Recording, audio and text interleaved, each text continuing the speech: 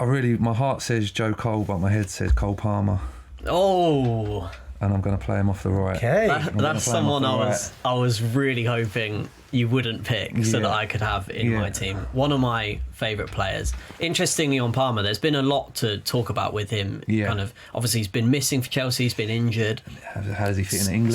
Such a talented player at his very best. And we were saying even before when we were discussing who we might pick, Cole Palmer is one of those players where, based on talent, he gets in any of our teams probably.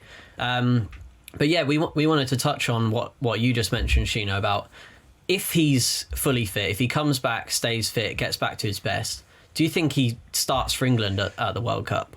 I don't think he starts unless he has an incredible end to the season, just because I think Southgate and now Tuchel probably they're not going to play him in the 10 because he's, his defensive sort of liabilities and the midfielders behind him. But I also think they like Saka off the right because he's a little bit pacier, tends to work back a little bit more. So within the team context, probably maybe Palmer's probably more talented, but within the team context, is Saka a better fit?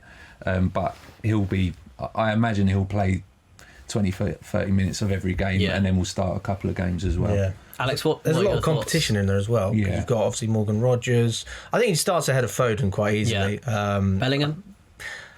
Profile, isn't it? Yeah. Different profile. And I think that Bellingham, what he offers is you just don't get from Palmer.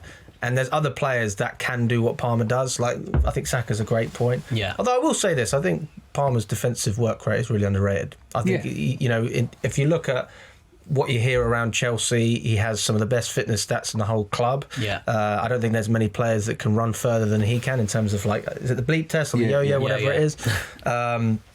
So, he's really fit, got that technical ability, and he'll get you GA. So I don't really know what you can complain about. It's just a case of profile, and I think that's where you got so many players that can do, a skill that really you only need one player to do. I think the thing with Palmer is, and the same with Bellingham, is they're the type of players that will come in and they'll change a game for you. Bellingham has had so many moments for England already, and in El Clasico when he's playing for Madrid, where he comes in and he just creates that big moment. Like, obviously the bicycle kick at the last Euros was a huge moment. And then also in that Euros, Palmer showed the same 20 thing minutes where he can make a difference. He comes in and all of a sudden everyone's saying, oh, why is he not starting? So I think the same as you, Sheena, where I think Tuchel won't necessarily start him in the World Cup unless he does rock the world when he comes back from injury. Especially, I think, in those bigger games where it's going to be tighter and cagier and you want a bit more sort of defensive strength. Definitely. I don't think he'll come